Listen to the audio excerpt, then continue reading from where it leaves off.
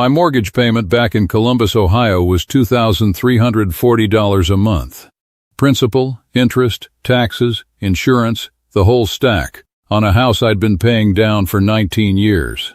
My villa here in Mexico, 3 bedrooms, a garden, and a private pool I swim laps in most mornings before breakfast, runs me $450 a month. Fully furnished, gardener included. I'm going to walk you through exactly how those two numbers compare, line by line, the way I've spent 35 years walking clients through their own numbers, because I think most people watching this assume there's some catch buried in that math. There isn't. If you're new to this channel, subscribe, because I break down real numbers like this every week, not vacation fantasies. My name is William Harris. I'm 62 years old, and I spent 35 years as a CPA in Columbus, the last 20 of them running my own small practice specializing in retirement planning for other people. Which in hindsight is a fairly ironic detail given how long it took me to actually plan my own. My wife Nancy and I bought our house in 2006, a 4-bedroom colonial in a good school district we didn't strictly need once our kids grew up and moved out. Nancy to Chicago, our son Brian to Denver. But the house had become home in the way houses do, and we kept it long after the practical justification for its size had quietly disappeared. We refinanced twice over those 19 years, once to lower our rate, once, less wisely, to fund a kitchen renovation Nancy had wanted for a decade, a full gut renovation with the marble countertops and the custom cabinetry she'd been clipping from magazines since roughly 2009. I remember sitting across from our loan officer at the time, running the numbers in my head even as I signed, and telling myself the same thing I imagine most homeowners tell themselves in that exact chair. That the equity was there, that the monthly increase was manageable, that Nancy had waited long enough. I don't regret giving her that kitchen. I do regret that I, of all people, a man whose entire career was built on running exactly this kind of calculation for strangers, didn't sit down and model out what that decision would actually cost us 15 years later, at 62, with a fixed retirement income replacing 2 working salaries. By the time I started seriously planning my own retirement 2 years ago, we still owed $287,000 on that house, with 11 years left on the note. I want to tell you about a client I worked with about 8 years ago, because it's the exact story I somehow failed to apply to myself.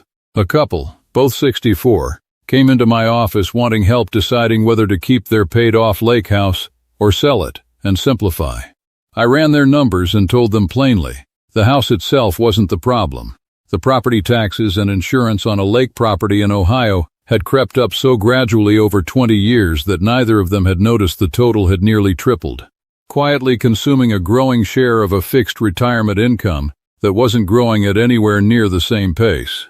I remember specifically using the phrase silent erosion with them, the idea that a cost creeping up 4 or 5% a year feels invisible in any single year, but becomes enormous compounded over a decade.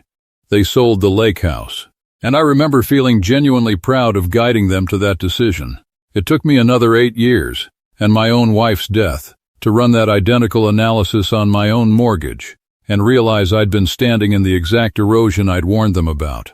I want to be honest about something most financial advisors, myself included for most of my career, don't say plainly enough to clients. A paid-off house is a wonderful goal. A house you're still aggressively paying down at 62, with retirement income replacing a working salary, is a completely different financial animal. And I'd spent 2 decades advising other people on exactly that distinction, while somehow not fully applying it to my own kitchen table. Nancy and I sat down 18 months ago with our actual numbers, my Social Security projection, my modest retirement account, no pension because I'd been self-employed my entire career, and the math I ran, the same kind of dispassionate spreadsheet math I'd run for hundreds of clients over 35 years, told me something I didn't especially want to hear. Continuing to carry that mortgage into retirement, on the income we'd actually have, left us with a margin so thin that any real emergency, a roof, a health scare, would have forced us into debt we had no comfortable way of servicing. Nancy, I should mention, passed away 14 months ago. A stroke, sudden, no warning. And I won't dwell on the details except to say that it fundamentally changed the retirement I'd been planning for the two of us into a retirement I was now planning alone. It also, in a strange and complicated way, clarified my thinking about the house. Nancy had loved that kitchen renovation. She'd loved the garden she'd built over 15 years. Staying in that house without her felt less like honoring her memory and more like maintaining a museum I could no longer fully afford, emotionally or financially. About 4 months after the funeral, sitting alone at the kitchen table she'd redesigned, I opened a spreadsheet, the same way I'd start any client engagement, and asked myself the question I'd have asked anyone else in my position. What does this specific asset actually cost you, and what would the alternative actually look like, in real numbers, not sentiment? I researched retirement destinations the way I've researched every financial decision of my adult life, methodically, with primary sources, not testimonials. Portugal kept appearing, so did Panama, but the numbers on Mexico, specifically the cost of renting rather than owning, kept producing a spread I found genuinely hard to believe until I verified it 3 separate ways. I looked initially at the well-known retirement corridors, Lake Chapala, San Miguel de Allende, and they're wonderful, but I eventually focused on the Riviera Nayarit coast, specifically the area around Buceras, a beach town about 25 minutes north of Puerto Vallarta, popular with Canadian snowbirds, but with a genuine year-round expat and local community rather than a purely seasonal one. I found long-term rental listings, actual houses with private pools, running consistently in the $1,200 to $2,000 a month range, depending on size and proximity to the beach. A fraction of what an equivalent property would cost even to rent, let alone finance, back in a comparable American coastal market. I flew down for a scouting trip in January, stayed 9 days, and worked with a local rental agent named Fernanda, who'd clearly shown properties to enough skeptical accountants to know exactly what documentation I'd want before I asked for it. I looked at 11 properties over those 9 days, methodically, each one logged in a spreadsheet on my laptop with columns for square footage, pool dimensions, distance to the beach, and monthly cost per square foot. A habit that made Fernanda laugh out loud the first time she saw it, though by the 3rd property she'd started handing me the listing sheets already anticipating which numbers I'd want. Circled. The villa I eventually chose sits in a quiet residential section of Buceras called Los Amores. A 12-minute walk from the beach, 3 bedrooms, a small but genuinely private garden, and a rectangular pool just large enough for real laps, not the decorative splash pools you see in a lot of vacation listings. The landlord, a retired Mexican engineer named Ingeniero Reyes, who'd built the house himself for his own family before his children moved to Guadalajara for work, walked me through the property personally, showing me the plumbing, the electrical panel, the pool filtration system, with the specific pride of a man who understood I'd actually appreciate seeing how well it was built. 2 accountants speaking different languages, comparing notes on infrastructure. I signed a 1-year lease before I left that trip. Selling the Columbus house happened faster than I expected once I'd committed to the decision, 6 weeks from listing to closing, in a market that turned out to favor sellers more than I'd anticipated when I first ran the numbers. The closing itself was a strange, clinical 40 minutes in a title company conference room, signatures, a cashier's check, a set of keys handed across a table to a young couple expecting their first child, and I remember standing in the parking lot afterward feeling less grief than I'd braced myself for, more a kind of exhausted relief. The specific feeling of finally closing a file you'd been carrying open far too long. Brian flew in for the last weekend in the house, helped me sort through 19 years of accumulated belongings, and we found, buried in a hall closet, the original blueprints from the kitchen renovation Nancy had commissioned, her handwriting in the margins noting exactly where she wanted the window over the sink positioned so she could watch the garden while she cooked. I kept those blueprints. They're in a drawer in the villa now, one of the very few physical things I brought with me. I moved permanently in April, and I want to describe my first morning in that pool, because it stuck with me more than almost anything else about this entire transition. I woke up before sunrise, old habit from 35 years of early client calls, made coffee, and walked outside to find the pool lit faintly by the porch light, completely still, completely mine, no hoe fee, No property tax bill waiting in a drawer. No mortgage statement due on the 1st. I swam maybe 20 laps that morning, slower than I used to swim in my 40s. And somewhere around lap 12 I started laughing, alone, at 6 in the morning, for no reason I could have fully explained to anyone watching. 35 years of telling clients to calculate the true cost of the assets they were emotionally attached to, and it took losing Nancy and running my own numbers honestly to actually experience what that calculation felt like from the inside. About 6 weeks after settling in, I did something that I suspect very few people watching this video have ever actually done, which is sit down and build a formal, side-by-side comparison of my old mortgage statement against my new lease agreement. The exact kind of document I use to prepare for clients weighing a major housing decision. I pulled my final Columbus mortgage statement, principal $1,140, interest $780, property tax escrow $310, homeowner's insurance escrow $110, for a total of $2,340. Against that I laid out my Buceras lease, $1,450 a month, all inclusive of the structure itself, with the landlord responsible for major maintenance and structural repairs, an arrangement I'd simply never had as a homeowner responsible for my own roof and foundation.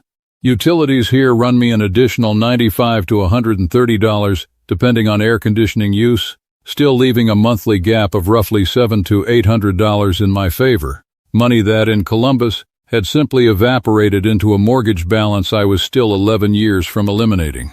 I went further than most people would bother to, building out a full amortization comparison the way I would have for a client, projecting that same $700 to $800 monthly gap, invested conservatively rather than spent, across the 11 years remaining on what would have been my old mortgage term.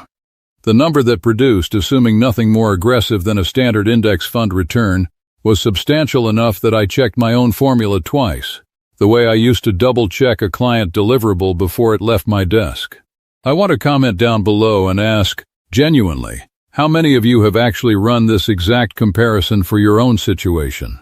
Mortgage or rent back home against what an equivalent lifestyle would cost somewhere else, because I suspect most people, myself included until 18 months ago, simply never do the math with this level of honesty. What that $700 to $800 monthly gap has actually bought me surprised me more than the number itself. I've taken Brian and his wife down twice already, flights and a week's stay for the three of us costing less than what 2 months of that mortgage differential alone would have covered. I've started contributing more aggressively to my retirement account than I managed in the final working years of my practice, when the mortgage was quietly eating the margin I should have been saving.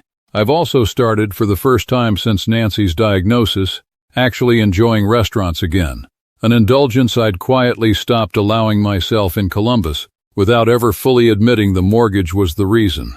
And I've hired, for the first time in my life, a part-time gardener, a young man named Beto, who tends Ingeniero Reyes's garden along with 3 others in the neighborhood, for about $40 a month, tending the small plot of bougainvillea and hibiscus outside my kitchen window with a care Nancy would have genuinely appreciated, I think, though I still catch myself wanting to describe the flowers to her before remembering I can't.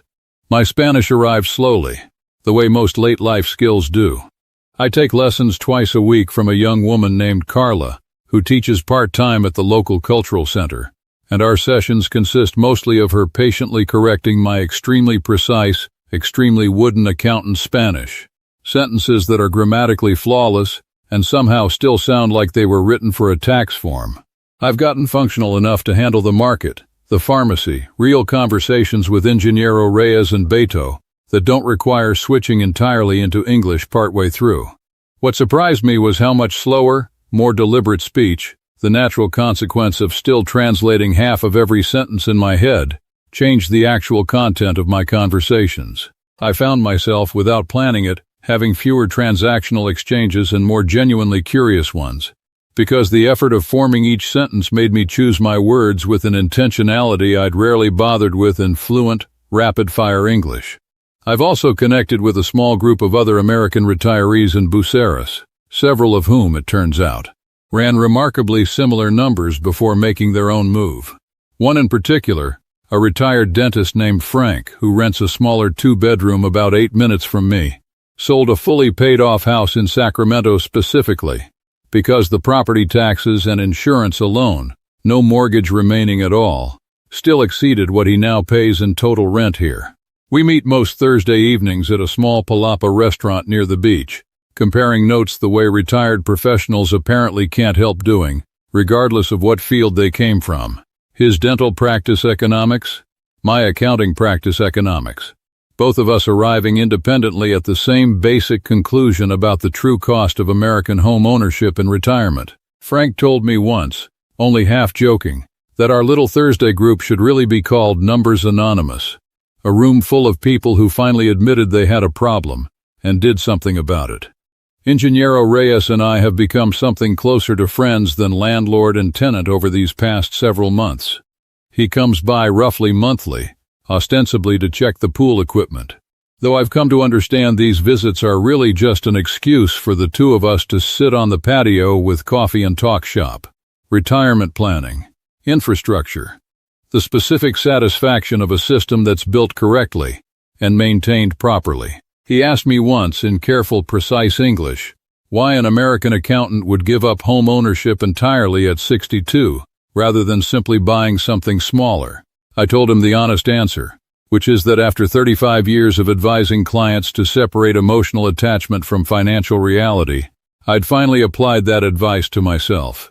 And what I'd discovered was that the specific combination of ownership, equity, and debt I'd been chasing my entire career had never actually been the goal. Security had been the goal. Ownership was just the vehicle I'd assumed would get me there, and it turned out to be a fairly inefficient one once retirement income replaced a working salary. He nodded slowly at that, the particular nod of a fellow numbers person recognizing a conclusion he'd probably have reached himself. Then poured us both more coffee and changed the subject to the pool's chlorine levels, which felt, somehow, like exactly the right way to close that conversation. I still think in spreadsheets, and I don't imagine that instinct will ever fully leave me. I still track every peso I spend, still reconcile my accounts the first of every month with the same discipline I applied to client books for 35 years. But the number I track most closely now isn't a mortgage balance slowly ticking downward over a decade I might not fully get to enjoy. It's the gap, the actual real monthly gap, between what a comparable life would have cost me in Columbus and what it costs me here, a gap that, compounded honestly over the years I likely have left, represents more genuine financial security than another decade of mortgage payments ever would have. I think about the clients I could have advised differently over 35 years, knowing what I know now. And I've started, somewhat informally, sharing this exact comparison with a few former clients who reach out after seeing what I've built down here, walking them through the same side-by-side ledger the way I once walked that couple through their lake house decision, except now with the added credibility, or perhaps just the added humility, of having finally applied the advice to myself instead of only ever handing it across a desk. One client, a widower himself, 67, emailed me last month after running his own numbers on a Florida condo he'd been quietly resenting for years, thanking me for what he called permission to actually look at the math honestly, instead of the way he'd been avoiding it. I don't take much personal credit for that. I think most of us, myself included for far too long, simply need someone else to say out loud what our own numbers have been trying to tell us the entire time.